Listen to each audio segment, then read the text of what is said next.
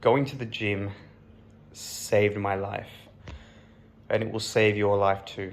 So pay attention to this video, because the things that I'm going to go through in this video is going to be about how you could start going to the gym, the basics for it, so that you can then change your life and actually start exercising and going to the gym. So a few years ago, I remember watching a video where the title of the video was One Day or Day One. And the point of the video was to say, you know, you can either dream about something and say, oh, one day I'm going to start going to the gym, or you can make today day one. And I wish that for you, that today ends up being your day one. So please take what I'm going to say in this video seriously, and I hope that you will actually get the results that you want, just as I did. So, the truth about going to the gym is it's pretty daunting at first. Like, the thought of going into the gym, the thought of being judged by people, the thought of, you know, other people being in there and lifting super heavy weights is quite a daunting feeling. But the more you train your body to go, oh yeah, this is a habit now, the more consistent you're actually going to be over a long period of time. Why do you want to start? I think probably the biggest reason, the biggest setback really is more mindset, and actually deciding why you want to start going to the gym. Like, the reason I wanted to start going to the gym was, you know, for myself, so I could feel better about myself. Nah, I'm just messing with you guys. Of course it wasn't. The reason I wanted to start going to the gym was obviously to get girls, and I think that's the reason most men and most guys around the world actually want to start going to the gym, is so that they can attract girls, and so they can actually get respect from people around the world. Now, you've got to basically decide that for yourself on why you actually want to do it. And yes, I remember seeing a video a few years ago where the guy was saying, oh, you know, looks don't actually matter. It's your personality that's going to attract a girl. And I said to that, I said yes and no. You know, yes, I think it's more about what you say and what you do and your sort of character traits as a man than your actual looks per se.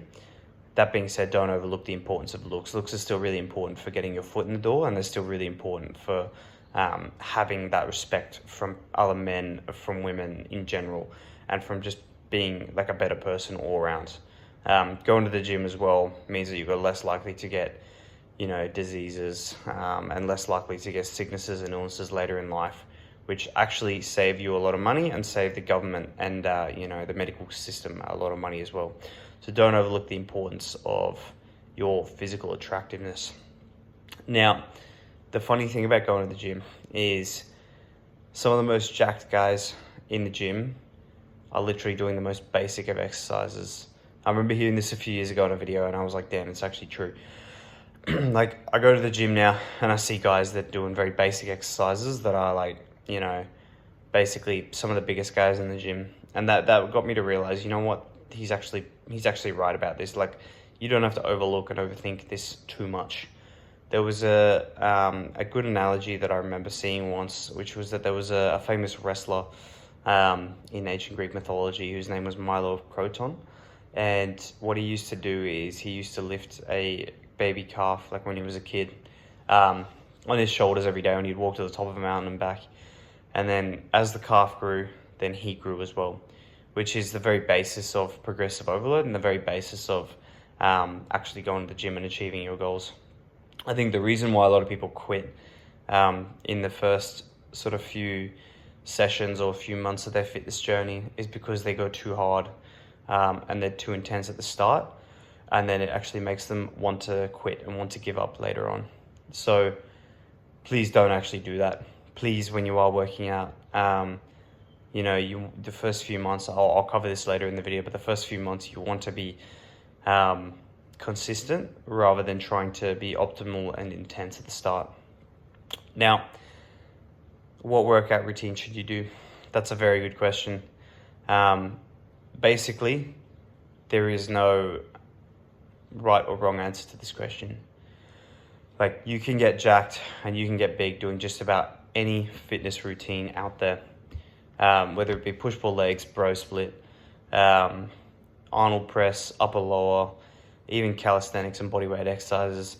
So it literally does not matter what you do, but consistency is way more important than actually the actual routine that you're doing. People are going to tell you that their workout routine is better and more optimal. The truth is they're all optimal. You just have to commit to one and be consistent for it and actually progressively overload it, and then you'll actually see results in the end. But personally, I remember seeing like someone saying, yeah, calisthenics is better. I personally think weightlifting is more rewarding in the short term, just because of the fact that you actually see the weight go up. Whereas in calisthenics, the progress can be really, really slow. I tried calisthenics for about 6 months, didn't really see much progress in it, and I probably didn't take it as seriously as I should have. And then it made me quit calisthenics. And then when I went back to weightlifting, I actually enjoyed it a lot more, because then I was able to make a lot more progress in a lot shorter of a time frame. In this journey, another thing you got to take into account is the fact that you're going to encounter people that are going to tell you that what you're doing is wrong, and that you should change your routine to this, change your routine to that.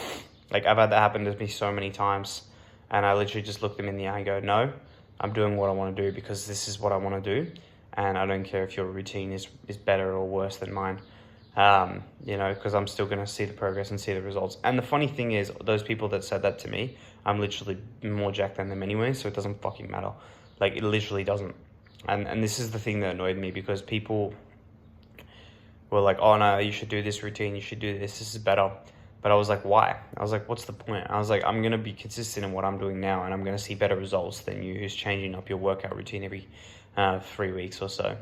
So be consistent, please. Be consistent, and do not change what you do for at least 12 weeks, okay? Or 3 months, 12 weeks, that's when you can then go, okay, has this worked, has this not? Chances are, once you're actually consistent and you see the progress, you'll see that it works and you'll actually stick to it, right? But don't change up what you're doing until at least like 3 months into your actual routine, into your lifting journey. And then after that, you can maybe reconsider changing things. But even then, I'd probably even stick to a basic sort of routine for like a year, maybe even 2 years, maybe even 5 years, like, to be honest with you. Like, if you do that consistently for 5 years, you'll see a lot more progress than the guys that are changing up their workout routine every 2 seconds. Now, in the last few years, like, I started working out probably 4 years ago, and I initially didn't really change what I was doing for probably about a year. And then I actually got a lot of really good progress from that. But then it was after that I sort of started changing my workout routines and changing what I was doing, that then my progress actually slowed down. And I remember like trying to do calisthenics a couple of years ago, but I was really demoralized because the progress is really slow. And then, I agree that calisthenics can be beneficial at first and can give you good sort of mind-muscle connection and the ability to actually know how your muscles work. But I still think following a sort of weightlifting routine is going to be better and more beneficial, even if you just go to a cheap gym that costs like $10 to $15 a month, something like that. There's gyms around the world that are like not very expensive, and they still have the right work, the right sort of dumbbells and barbells and the right equipment that you can use. So what routine should you do? Personally, I do push-pull legs. I'll link the workouts that I do below, and you can check them out if you want, into an app called Strong.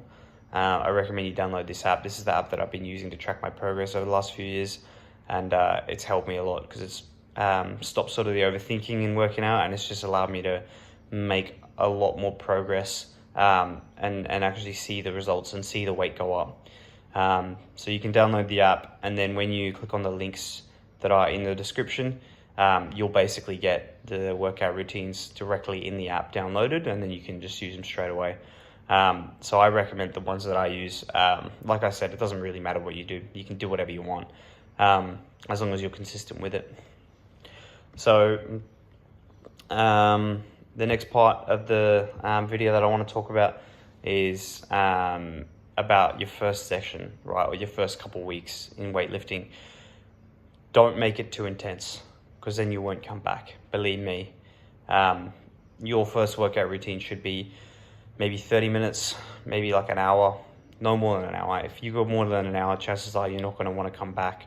right? The point of the first sort of week is that we want you to form a habit. We want you to actually enjoy it so that you come back.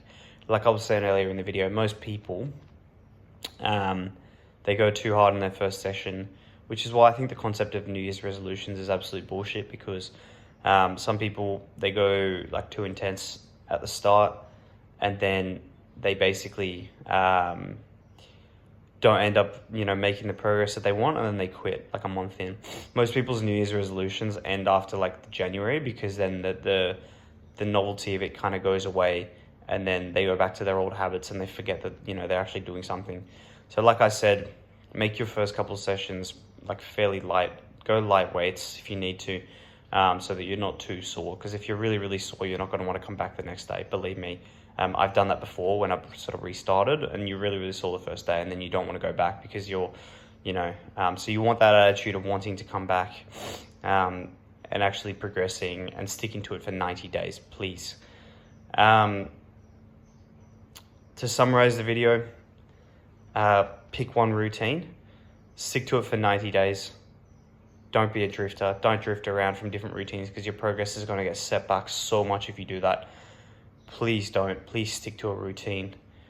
Don't listen to the haters as well. Stick to what you're doing because you know that it's right, and create an attitude of wanting to come back. That's the end of the video. Thanks for watching. I have a coaching link down below that if you're interested to get one-on-one coaching with me, you can click on that link, and I'll personally hop on a video call with you, and we'll talk about your goals that you want to achieve and what you actually want to get in life. So if you want to check that out, please do, as well as the links in the description, which are for the workout routines that I use. So yeah, I'll see you in the next video, and thanks for watching. Bye.